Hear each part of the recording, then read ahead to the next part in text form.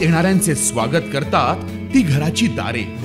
आपले घर, बंगला, ऑफिस, फार्म हाऊस यासाठी सुंदर डिझाईन केलेली jumbo French door, safety door आणि तीही 18 गेज GI सेक्शन मटेरियल वापरून आणि 80 मायक्रॉन पावडर कोटिंग केलेली, संपूर्णपणे मेंटेनन्स फ्री.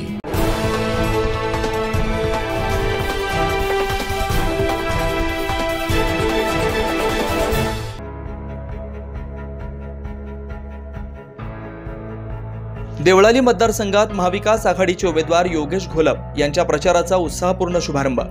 देवळाली विधानसभा मतदारसंघातील शिवसेना उद्धव बाळासाहेब ठाकरे गट व महाविकास आघाडीचे अधिकृत उमेदवार योगेश बबनराव घोलप यांच्या प्रचार काळाचं उद्घाटन मोठ्या उत्साहात आणि विविध मान्यवरांच्या उपस्थितीत संपन्न झालं.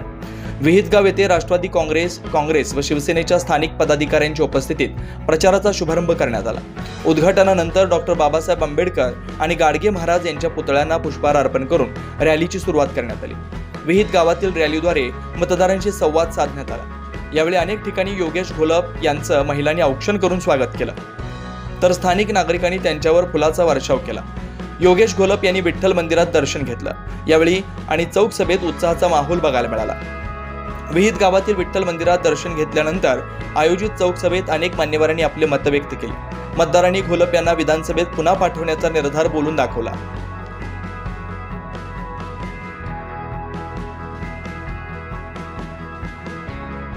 सांगतात त्याच सभा मंडपमध्ये, आणि आपल्याला जो दिंडोरीचा भाग जोडला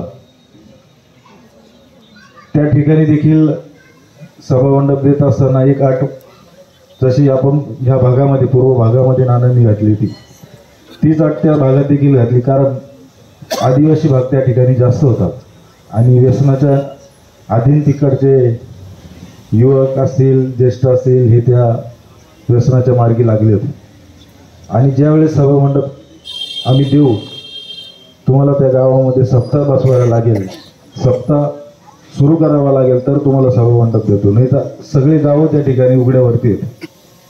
आणि सभा मंडप व्हायला लागले, सप्ताह सुरू झाले. आज प्रत्येक गावामध्ये 1, काही गावांमध्ये 2, काही गावांमध्ये 3 असे सभा मंडप त्या ठिकाणी झाले. बाकीचे अनेक कामं झाले सगळे. मी सभा मंडपाचं यासाठी सांगतो की जे व्यसनाधीन लोक झाले होते, आज आपल्या भागामध्ये बघा सप्ते असतात, आदिवासी जे हरिभक्त पारायण जे मुलं असतात छोटे छोटे ते येतात, आपल्याकडे पण आले ना गावामध्ये. ज्या ज्या ठिकाणी सप्ताह असतो या पूर्व भागामध्ये आपण बघितले असेल, लहान लहान आदिवासी भागातले मुलं होता, युतीबद्दल होता, तो लोकांनी लोकसभेच्या निवडणुकीमध्ये दाखवून दिलेला आहे. आणि या विधानसभा सुरू होण्यापूर्वी माझा महाराष्ट्राचा दौरा होता. मी 36 जिल्हे फिरून आलो. जो राग लोकसभेला होता तोच राग विधानसभेमध्ये आम्ही काढणार, अशा प्रकारचा सूर संपूर्ण महाराष्ट्रामध्ये आहे. आणि आता दत्ताजींनी सांगितलं तो सर्व मी पण वाचला. 185 जागा येणार आपल्या आणि त्यांच्या 103 जागा येणार. मग अशा पद्धतीचा निकाल त्यांनी असाही सांगितलंय पुढे दत्ताजी की हा निकाल हा सर्वे अजून वाढण्याची शक्यता आहे. आणि ही सगळी परिस्थिती का आली तर भारतीय जनता पार्टीने जे काही राज्य केलं ते इतकं भयानक केलं. रेल्वे विकल्या, विमानतळं विकली, म्हणजे काय काय कंपन्या विकल्या. आणि देशामध्ये पंतप्रधानांनी बनवलेल्या कंपन्या एका पंतप्रधानांनी विकायला सुरुवात केल्या. उद्या आम्हाला विकता की काय, अशा लोकांच्या मनामध्ये भीती आहे. आणि म्हणून काही झालं तरी बीजेपीचं सरकार नको, ज्यांच्या बरोबर बीजेपी आहे ते नको. आणि त्याचा राग त्यांनी काढला आणि आज ते केंद्रामध्ये अल्पमतात आहे. दुसऱ्यांच्या कुबड्यावर त्या ठिकाणी सरकार आहे.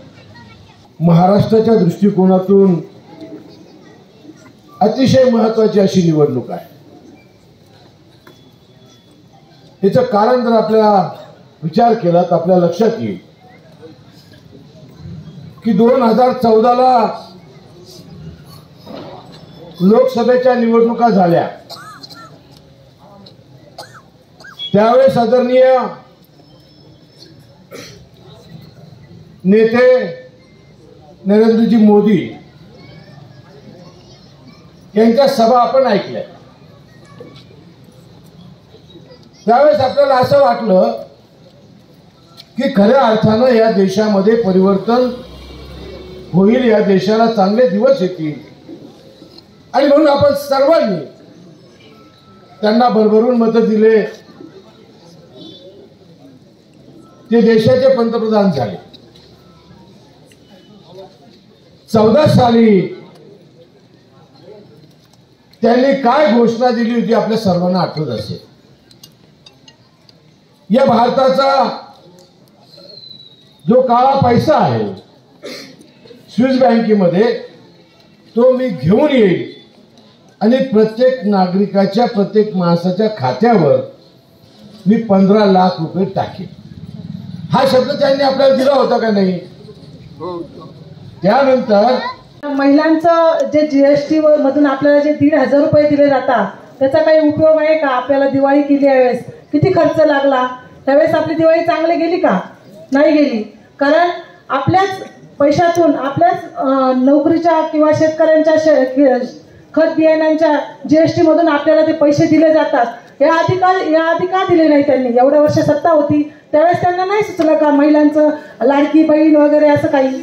आणि यावेळेसच का त्यांनी असं त्यांना ठरवलं की आपण महिलांना पैसे द्यावे, की 50% ST मध्ये तिकिटाचं आपण सूट द्यावी? कारण त्यांना माहिती आहे, त्यांना कळून चुकलंय की आपण आता निवडून येणार नाही, त्यांची लायकीच नाही निवडून येण्याची. एक एक योजना सुरू केल्या आहेत. आणि मला एकच सांगायचंय की या योगेश घोलप यांच्या शांत आणि विनम्र स्वभावामुळे मतदारामध्ये त्यांना सकारात्मक प्रतिसाद मिळतो. माजी मंत्री बबनराव घोलप आणि योगेश घोलप यांनी देवळाली मतदारसंघात जलसंपदा आणि मंदिर विकासासाठी केलेल्या भरीव कामगिरीची चर्चा या प्रचारादरम्यान रंगली आहे. संपूर्ण देवळाली मतदारसंघात शिवसेनेची मशाल पेटल्याचं दृश्य आहे. महाविकास आघाडीचे कार्यकर्ते आणि पदाधिकाऱ्यांनी घोलप यांना प्रचंड मतांनी विजयी करून विधानसभेत पाठवण्यासाठी कार्य करण्याचा निर्धार व्यक्त केला.